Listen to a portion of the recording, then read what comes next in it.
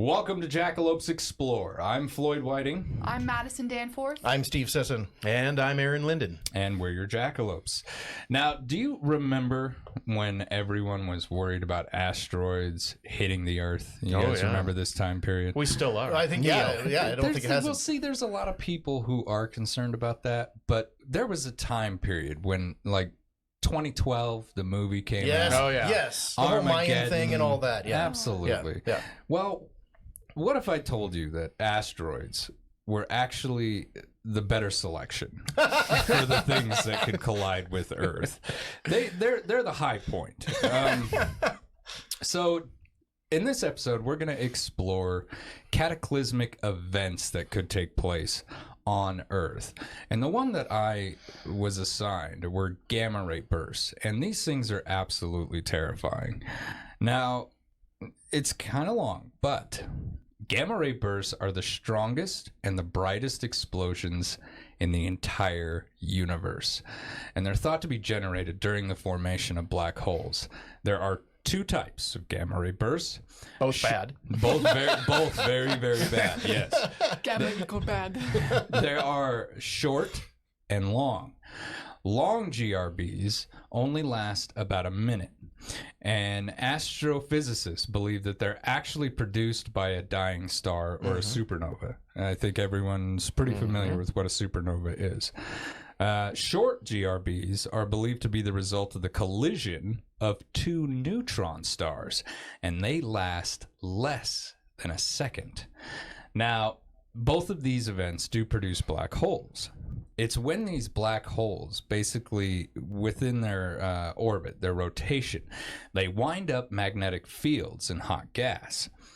And the gas eventually produces two very tight condensed light beams, two very tight condensed explosions. They're jets of gamma rays, like a laser gun in space. These things shoot very, very straight. Most explosions in space dissipate. The bad thing about gamma rays, they don't. They stay straight on course, and they don't really dissipate very quickly. Though they last mere seconds, gamma ray bursts produce as much energy as the sun will emit during its entire 10 billion year experience. Wow. That entire lifespan, 10 billion years, does not produce as much energy as this millisecond explosion. That's incredible. You don't want to be near that. Nowhere near that. No. You don't even want to be in the same galaxy. These things make Star Wars Starkiller Base look like a water gun. I mean, they're amazing. They were first seen in 1967 by a U.S. Air Force spy satellite. Ooh. It wasn't a scientist that discovered these. It was spies. And they were actually looking for gamma rays that would be produced by a Soviet nuclear test in outer space. You guys remember John F. Kennedy actually came before the world and said, we're not going to do space nukes, guys. Let's all agree not to do that. So we put a satellite in space just to double check that. We never found any tests being done, but we did discover gamma ray bursts. Here's the thing that gets you. So this thing was in another galaxy. Let me see. I think it was 6 billion light years away. Now imagine 6 billion light years away. That's pretty far. That's a ways. Yeah. And this little tiny satellite that was meant to go undetectable picked that up because it released so much energy. Because they're so high energy, they're actually ionizing radiation. Okay, that's what a gamma ray is. Yep. Now you say, what's ionizing radiation? That means that these particles, gamma ray particles, are powerful enough to actually break apart atomic bonds. This also means that they're extremely deadly to any life that they come in contact with because they can break apart your DNA chain. So if you're standing there and a gamma ray just passes you by, it's essentially going to turn you to goo because it just breaks down. Isn't that what happened to the Hulk? Yeah. See, Yes. and that's the thing is they talk about how that's gamma rays. Right. In truth, it would have just turned him into a big old pile of goo. Green goo. Because it Green just, goo, yeah. it probably looked more like a burn by the time it was done with him. The Earth's ozone layer actually blocks gamma rays from our own sun because we're being bombarded with them all the time, but the atmosphere keeps them out. But once we knew that they were there, because the satellite detected them, so we knew where they were, but we didn't really have enough information to study them, and this satellite was the only thing that could really pick them up. So we started looking for them, and we thought, well, these things have got to be pretty rare. 30 years later, we finally learned their source.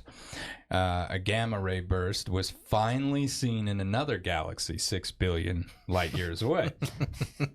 Now, again, you got to think about it. It released more energy in a single second than our sun in its entire 10 billion year lifespan.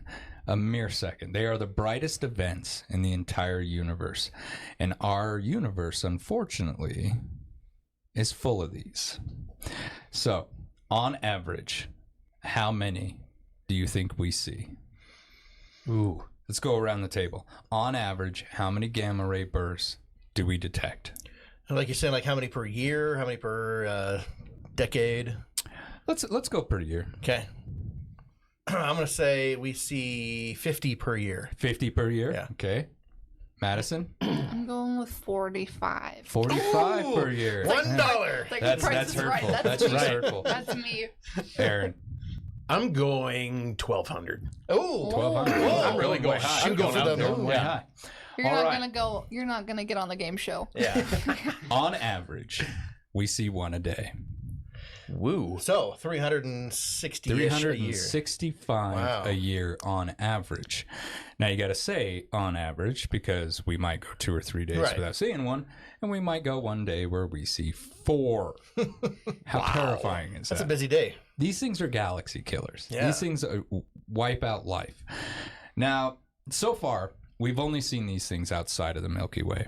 But if one should go off just a few light years away from us, so let's just say that one of the stars pops, or pretty close, right? That's out there in our own Milky Way galaxy. If that ray were to pass light years away from us, let's say 4 or 5 light years away, which is a great distance, it would cook the entire atmosphere away, burn every living thing on that side of the planet, and then the gamma rays from the sun would finish the job. Because the ozone, the atmosphere that we have, is the only thing protecting us from Sol's gamma rays. So it doesn't have to hit us to eliminate all life on the planet. This is a feel-good show. Oh, it's terrifying. Isn't that amazing? 5 light years away, dead. Sorry. Yeah. Wow. Yeah, it's absolutely amazing. If it passes close enough, the gamma rays would finish the job from the sun. It would wipe out all life. And it is actually theorized this has already happened. This has already happened to Earth, they theorize. A theory suggests that a mass extinction event that eliminated approximately 85% of all marine species on Earth 450 million years ago could have been from a gamma ray burst just passing by. Wow. Now think about that. That's not just surface. Deep sea stuff was the only stuff to survive this event. Other than that, it eliminated everything in the oceans, in the lakes, everywhere. So if it happens, we should lie down, put a bag over our head. It's hide under your desk. Yeah. now. The doorway. But the alien bases in the Marianas Trench under the ocean, They were are fine, gonna make yeah. it. Yeah, they're Make fine. it. Yeah. Well, they probably were here for the first one. Right. Now, speaking of aliens, it's actually a theory as to why this is the reason we haven't seen life anywhere else in the universe. Because on average, a galaxy suffers from one of these every 1,000 years. Wow. So, that being said, if each galaxy has basically a black hole burp once every 1,000 years, it could eliminate life before it has the chance to get off the ground, so to speak. It can't become a spacefaring species because they're wiped out by a gamma ray burst. So that may be why we're not seeing life. Right. It in was the there, and now it's gone. because there isn't any. Exactly. Or any that has the ability to actually, send out a message. So the universe has like a trigger happy reset button. Literally. Right. I don't like Quite you literally. guys. Yeah. Yeah. And it just really fascinates me. The first time I ever heard about these things, I thought, well, what would happen if we were right in the beeline of one of these things? We'd never know. They travel just under the speed of light. So we would see maybe a flash. But then it would pass by and cook everything so quickly, you'd never know it was even here. You just would be dust. You see the flash and be like, Steve, do you smell hot dogs? Gone. Gone.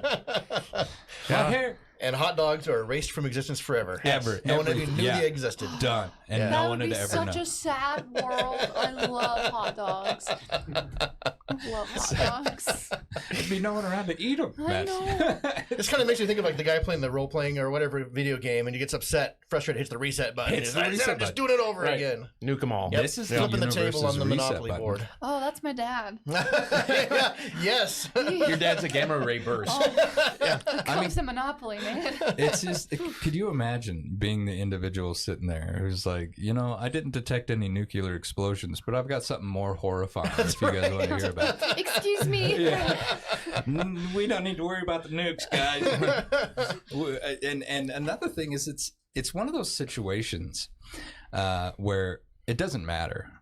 It doesn't matter that they're out there because there's nothing anyone anywhere can do about these things. Yeah, you don't have gamma ray shelters around the city. And Although what are that you might going be to a do? good money-making venture for the... Right. I'm going to make a note of that. If you were a governing body and, one of your astrophysicists was like, it's on its way here, Aaron, we're done. Right. You'd be like, cool. Well, you want to play cards? I'm not, Yeah. Be I'm like, not well, saying anything. I'm going to go outside and look at it, I guess. Because what else are you going to do? yeah. Yeah. It's going to be the last one you ever have. It's absolutely terrifying. Hot dog. Wow. But at the same time, it's one of those things that has always existed with us. It existed before us, Right. and it's just a law of the universe. And maybe it is the universe's way of saying, and start over. You guys made it so far this time. Poof. Good Level job. 5. Put everyone back to the starting line again. Yeah. All Level up. right, Aaron, what do you got? Well, I was intrigued with EMPs, right? And EMP, for those that don't know, electromagnetic pulse. It's a burst of electromagnetic radiation, kind of like the gamma rays, that can disrupt, damage electric equipment. So EMPs are really frightening because they can actually come from a variety of sources. They can either be generated, man-made. If they were to send, let's say, a high-altitude nuclear bomb and explode it, it would cause an EMP. It can also be caused by lightning and solar storms. So like a CME, a coronal mass ejection from the sun. Those things go off, excuse me, those things pop off all the time. We just happen to not be in the line of them. Yeah. But like you're saying, if a gamma ray burst was headed towards us, same thing from a CME. And that comes from our own sun. So that can be very dangerous. Probably a lot more probable than gamma A rays. lot more probable. Yeah. There was one that they said would have had massive effects on us that basically missed us by like just a percentage of a rotation of the sun. Wow. It popped off this way instead of this way, Yeah. essentially. Most powerful CME ever recorded was in 1859, and you all know what that was, the Carrington effect, It was right? big enough they had to name it. They Yeah. they named it. And imagine, I mean, that was 1859. They basically had telegraphs. I was going to say They didn't have a lot them. of electronics. It was so powerful that not only did it fry a bunch of telegraph lines all over the place, It actually caught some of them on fire. Wow. And burned buildings down. Could you imagine just standing out there in the street and all of a sudden the power lines just caught fire? Yeah, and the thing about it is it's electromagnetic energy, so you don't see it, feel it, hear it. It's just there. It just suddenly bursts into flames. Yeah. But the scariest thing about this is in the society in which we live today, nothing gets done. Right. Your phone's fried. Your car doesn't work.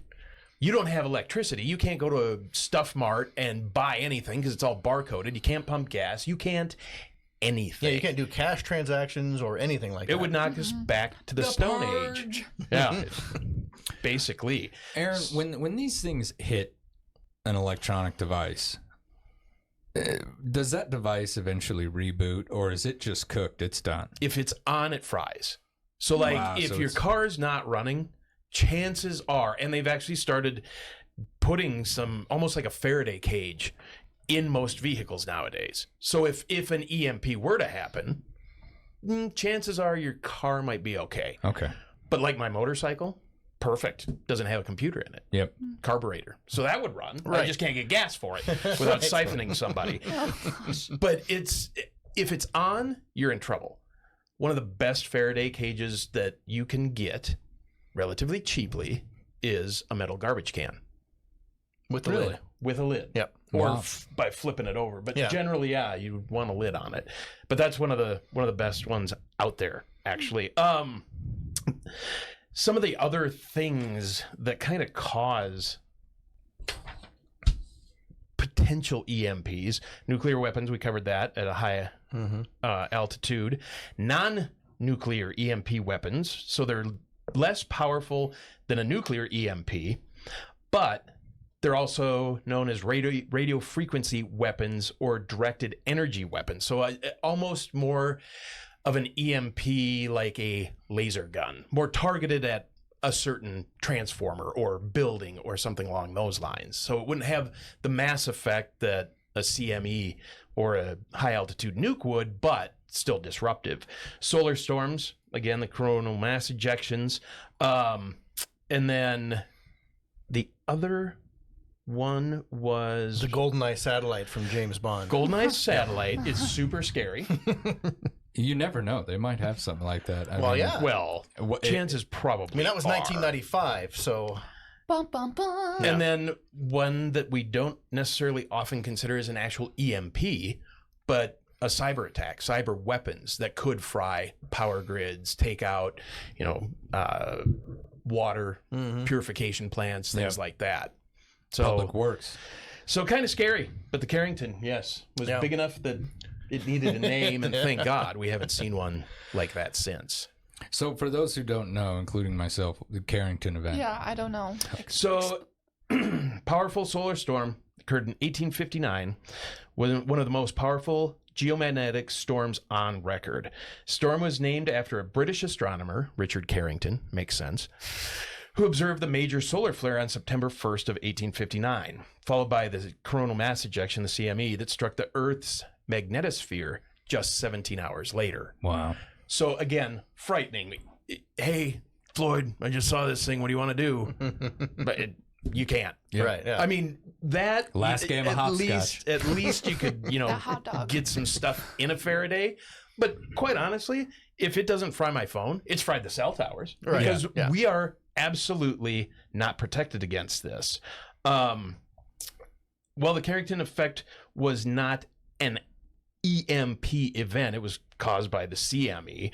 It's often cited as the historical example of the potential impact of the larger scale solar storms on modern technology and infrastructure. And in studying this, we're about 10% shielded from an event like this.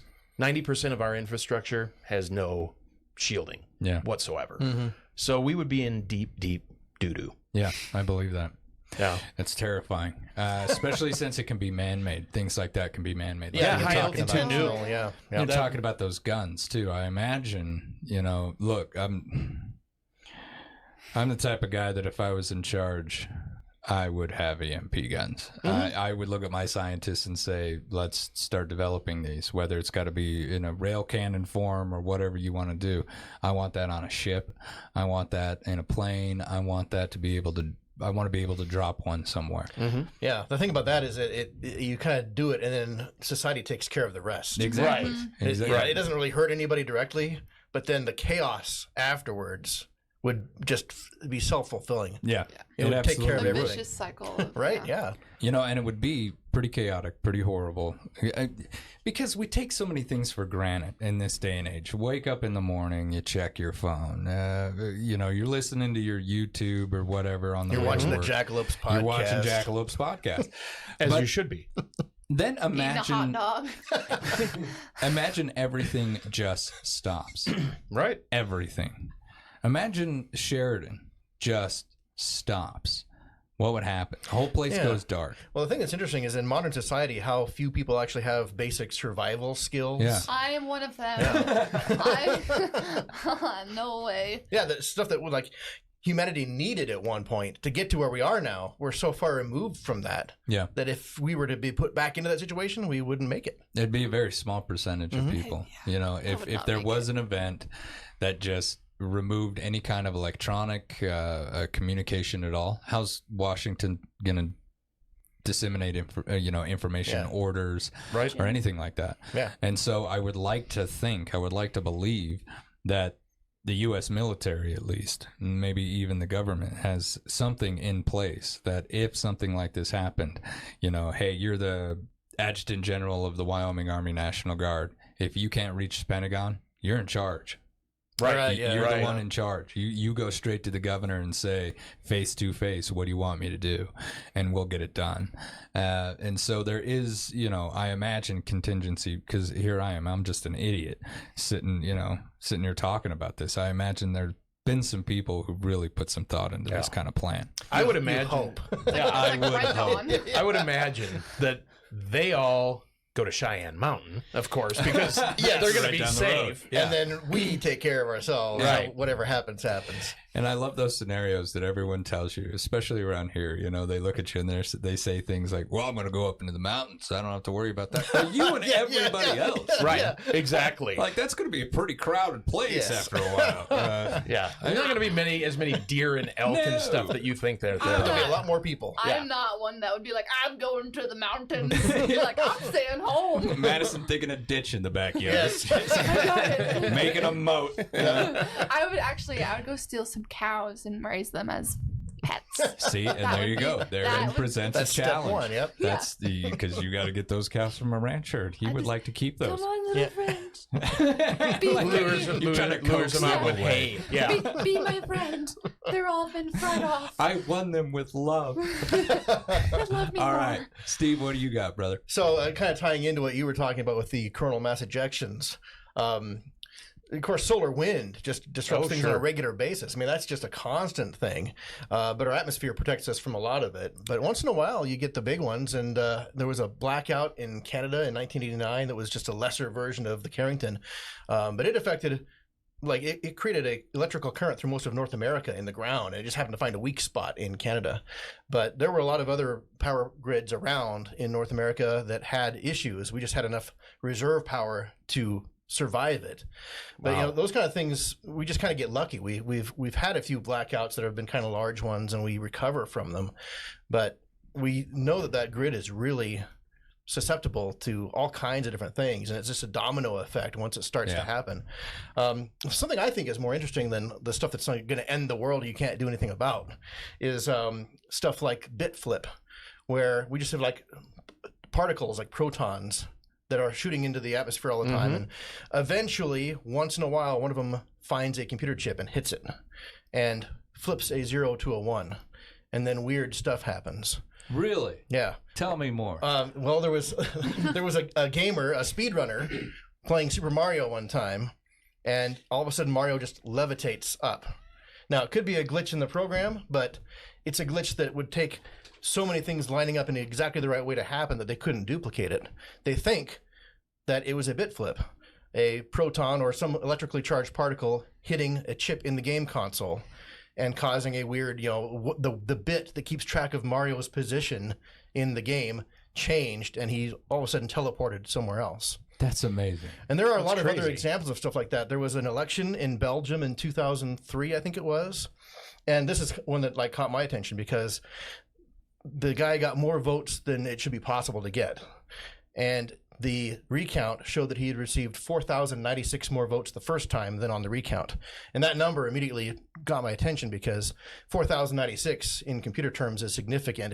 It's divisible by 8. There's always 8-bit words and things in computers.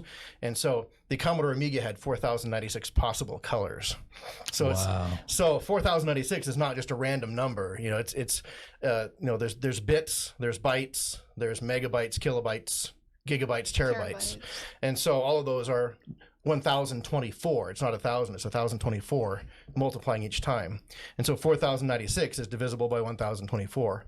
And so they think a bit got flipped in the machine counting those votes and added 4,096. It was the bit furthest enough along where it was that position in the binary number. That is incredible. So I got a question. I've never heard about this, and it's really fascinating me now because I know that there's particles, like we were talking about, in our atmosphere all the time. We can't see them. They're everywhere. Just the fact that we have light shows that protons are present at all times. Now, do they have an estimation as to the possibility of this bit flip happening? Like on average, they say that it happens X amount of times a day. I don't think the hard thing is they can't with 100% certainty say that that's what it was. It could also just be a bug in the program because, programs are buggy. Yeah. But the chances, like all the possibilities, like was it a bug in the program or is it more likely that it was a bit flip? And all those possibilities in that particular circumstance, it's more likely it was a bit flip. So how often does it happen? I don't know. There was a guy that was registering domain names. Like if you mistype like Google and goggle instead of Google, someone's probably registered that as something. But you can, instead of like mistyping on a keyboard, have an adjacent letter that would be a binary flip where, 10111010, whatever it is for like the letter C. If you flip just one of the ones to a 0, it becomes another letter. Somebody was registering domain names that were similar to actual big names with a binary bit flip like that. So it wasn't something that you would likely mistype on the keyboard because the keys aren't adjacent to each other, or it wasn't something that you would commonly mistake. No fat fingering here. Yeah, but it would be something that if it was a bit flip would be likely to happen. And he started getting hits on those domains. Now, again, is that a bit flip or is it just the bots out there hitting all the possible going combinations? for every possibility. Yeah, so it could be either one, but again, the most likely explanation is possibly that it's a bit flip. So often enough where that happens, I guess. That is incredible. Yeah, a couple more examples. There was a 2008 Qantas airline that suddenly did a nosedive. I was just going to ask how many planes can Oh they my take God. down? I'm literally getting, Wow. No, I'm getting on a plane Friday. No, Well, now here's the thing: no. like satellites and stuff like that are more susceptible to it because of the atmosphere isn't there to protect you. So the higher you are in the atmosphere, the more likely it is to happen. There have been a few airline instances where they think, yes, the computer controlling or keeping track of the plane's attitude got some bad information, thought it was in a steep climb, and pitched the nose down. And it was a pretty sharp nose down. People got injured on that flight. Wow. There was one where a pilot was flying into Amsterdam and all of a sudden her heart starts doing some weird stuff. Her pacemaker had reverted back to default mode and it was like doing like these intense pulses, which is like the default mode, like letting you know that something's gone wrong with it as she's coming in to land. So Oh my goodness. That poor woman. yeah. And they think it was a bit flip on her pacemaker. It just happened to hit the chip in there that stored the program and See, I learned something today. That's absolutely incredible. Now I'm going to blame that for every fat finger I do. Why did that newscast not get done, Floyd? Bit flip. Yeah. It was there. It was there. It was 1,024 seconds long. The bit flipped. Done bit flipped it. So that's the kind of chaos that stuff happens on a regular basis. Like that happens without there being a massive world-changing event. It still has these effects, though, like elections and things like that. I mean, if you can... And that's one proton. Right. Can you imagine if a CME full of electrically charged protons came directly at us? Or oh man, if we could somehow develop a weapon to shoot protons. You'd never be Lord, able to it'd be- see them. You wouldn't know yeah. they were there. And you could just shoot them into a crowd or shoot them into wherever you wanted to Yeah. affect the electronic devices there and just go haywire. And the more miniaturization you see, the more susceptible they probably become because everything's more tightly packed together. The components themselves are becoming smaller, where a single particle Would hit like a chip. could do more damage. Yeah. And it was like a particle hitting a football field back in the day. Right. Yeah. Now it's like a bowling ball running into a computer screen. Yeah. So we will probably see more of that as things continue to get smaller. That's amazing. And satellites, spacecraft are going to see more of that. Is there any way to protect against it, like a Faraday cage? Does that do anything? I think what they actually are coming up with is software smart enough to recognize the possible events of that. Like talking about self-driving cars. Can you imagine a self-driving car Oh my No, gosh. freaking out because it didn't detect a person in front of you or something like that? So they're looking at like, here's the possible misinformation that it could get, and then it can recognize that and not act on it. Wow. But then again, that requires the programming to be smart enough to right. handle that kind of stuff. And I don't know if we're really there. Yet another argument against flying cars. Right. I'm sorry, but flying cars Yeah. are the dumbest idea. I see how people drive on the ground. Right. I don't. I always need- wondered though, flying cars. So the Jetsons, and they'd get like in rush hour traffic. I'm like, fly You lower. can't just- Like, yeah. I didn't. Yeah. You know, Back to the Future Part 2, when he's on the I don't know, blinker. the highway, Yeah. yeah, using their blinkers, Yeah. everyone's in line, and it's like I think you'd have to have lanes, though. It couldn't just be a free-for-all up It there. could. be chaos. It'd be- No, it'd because be then people insane. coming up from underneath. Yeah. and- So all you're doing is taking the same problem and moving it to where if you have a real problem, you come crashing down into as someone's well. Yeah. house, a Yeah. school, maybe an orphanage, yeah, A something person, horrible. Yeah. Yeah. There's I mean- really no advantage to flying vehicles. There isn't. Yeah, you're just taking the same problem and moving it higher They're in the called sky. planes. Right. Right. Yeah. And that has to be very tightly controlled and regulated, Yeah. Absolutely. and you gotta can't be, just have some guy on a spur of a moment get there and fly around. yeah, and getting a pilot's license, thank God, is a lot harder than getting a You driver's guys, this license. is not helping me. You'll be prepared if it happens. You'll know why it happened. I'm getting at on least. one on Saturday, but I'm sure the Friday one is probably the. That's the yeah, one. It's fine. yeah, Fridays. Everyone. It seems to happen more often on Fridays. Everything's fine. It's not Friday All the right. 13th, is it? Now, Madison, you had the last one, and this is the yeah. one that a lot of people here in Wyoming, Yeah. and those especially living close to Yellowstone, are probably most concerned with. Yes. Madison, what do you got? I have super volcanoes. Yes. One may ask, what is a super volcano? Well, I can tell you.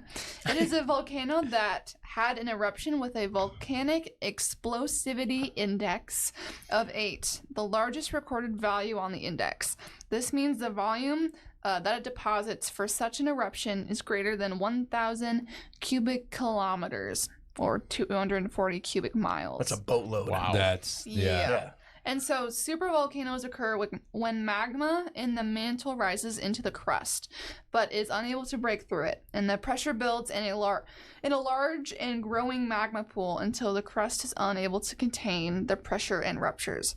This can occur at hotspots, for example, Yellowstone, There it is. Yeah. or at subduction zones. And there's lots of Isn't Yellowstone like one of the biggest ones on the planet? It's like on the ranked planet. number one. I actually Yeah. think it is the number one largest volcano on the face of the earth. Well, and then I was reading this article. It's called "When a Sleeping Giant Awakes," and it's talking about the Yellowstone volcano. And I gotta find it. The ground above Yellowstone supervolcano sits on a hot spot made of molten and semi-molten rock called magma. As magma feeds into the magma chamber, a reservoir situated about 6 to 10 kilometers, 4 to 6 miles beneath the park, the ground swells. When the magma begins to solidify and cool, the ground falls. And people have been measuring this since 1923. And they say that the ground rose about 25 centimeters between 2004 and 2009. But then in 2010, it began to subside. So it's in a cooling phase. So it's like when you like take the first lunge at it, then you back up, and then you Yeah. really go Yeah. for it. Right. Yeah, so the period of slow, steady rise has many scientists wondering whether Yellowstone might erupt in the near future. And people are just kind of like, So don't And know. we're only like 256,000 years past due for that to happen, I yeah. think. So yeah. The thing that bothers me about this one compared to the others is this one we can see coming. Yeah. Mhm. The other one's like, it's going to happen so quickly, there's nothing you can do about it. This one, Except we're going to have for- warning on this. Madison, did the article talk any about distance, like minimum safe distance? I can guarantee we're not in. I live around Buffalo, so I would imagine that even those of us here, if this super volcano were to pop, I think we're far enough away. We Oh, can man, get I don't out. know. Yeah, I don't know. I don't think so. we're riding the line because I was reading. This was talking about Mount St. Helens eruption. Yeah. And I was how, awake. like, Yeah. people got all the stuff here. Like, Yeah. obviously, we didn't get Yeah, there like was the ash. magma, Yeah. but it was My ash father, and stuff my here. father said there was ash falling Yeah. in Afton, Wyoming. Yeah, and so scientists say that the last Yellowstone eruption was 1,000 times greater than the notorious 1980 Mount St. Helens eruption that killed 56 people and thousands of animals. 1,000 times. Yeah, and I think there were actually some climate ramifications for Mount St. Helens for a while. Yes. So I mean, it wouldn't matter if you were within the safe distance or not. This is going to change the planet. Mhm. Right. But as of today, it says Yellowstone sleeps. So Well, that's good. that we're in the clear for right now. But it's not dead. It's just sleeping. It's just sleeping. It's just taking a nap. You know, there's certain events that take place within the universe and here on Earth that occur every so often. Like we were talking about with the gamma ray bursts. You know, each galaxy suffers from one on average about every 1,000 years or so.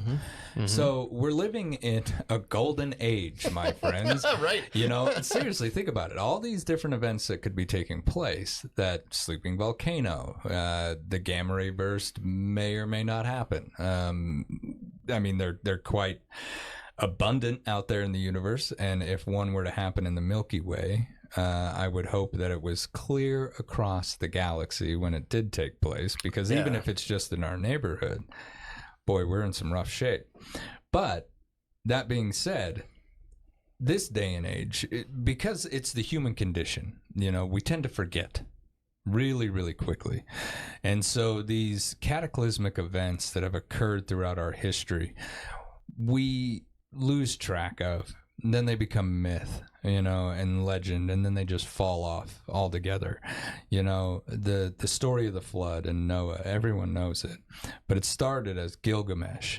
And when Gilgamesh had to face the world flood, the hero of an empire, is like the first empire known to mankind that we know of, in the Fertile Crescent, that had to come from somewhere. Almost every ancient culture had a story about a flood.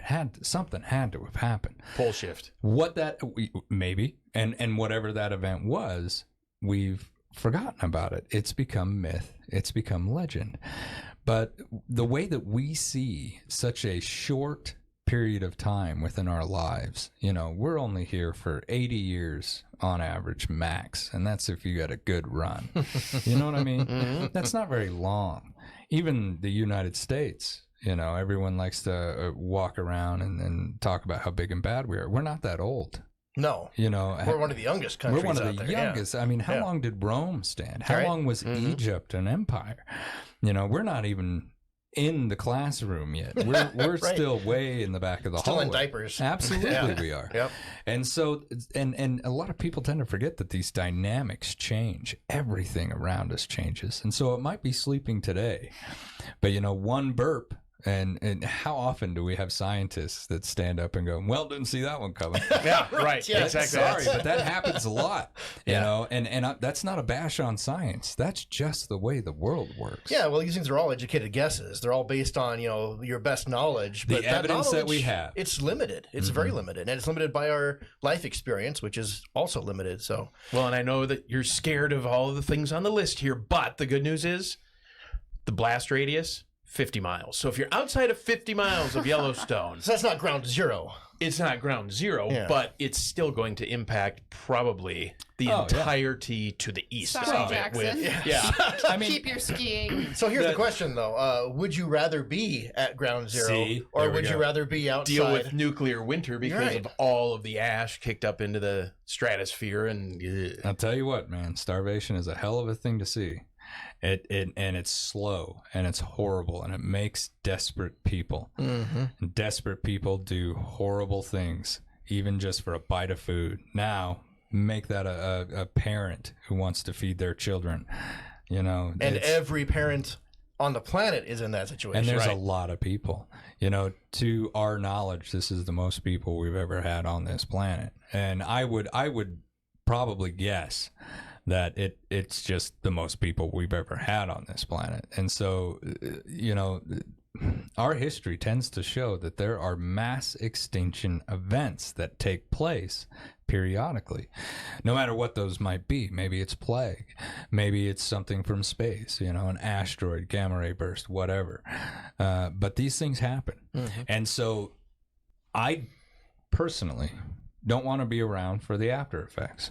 You know, it's something that me and my wife were talking about. Would you really want to survive into a zombie apocalypse? I've practiced so much that I kind of do. I But the novelty would wear off pretty quickly, I think. They would not want me. They would not. You know, when I was younger, sure. Yeah. I'll go be Daryl. Right. Right. Yeah. I'll be the tough guy. Yeah, but the fact of the matter is I've gotten old. I've gotten soft. I've gotten pudgy. I have grown used to the lifestyle that I have. And They would love you as a meal. Oh, man. And this is the thing. Have it, boys. I'm not sticking around. I'm not living through that. Why bother? Seriously. And then after you survive this massive apocalyptic event, you got to help rebuild society? Well, yeah, and here's the thing is it's not going to happen in your lifetime. You're not going to see the happy ending. No. It's going to be way after you're gone. So because first we got to go all the way back to the Stone Age and we got to relearn all of that. Yeah, how many generations had to come before you got here? And start rebuilding. I mean, and even then, you know, if we look at some conspiracy theories about Egypt, about what was, how old is, we don't really know. So we can literally sit here and speculate that the pyramids, the Sphinx, all of it was just found by survivors, for all we know. We don't know that it wasn't. So these mass extinction events they're gonna continue whether we want them to or not. So I think space travel is important because human race's only chance of survival is to not have everybody on the planet at the same time. Right. When something like that happens, we've got a handful of people on the space station, but that's not going to save anybody. No. We need to be on another planet and preferably on another solar system by the time something like that happens. Could you imagine being on that space station and then all of a sudden you watch a gamma ray burst just wipe it? yeah. Like You'd be like, popcorn. we're done. Houston, you have a problem. Yeah.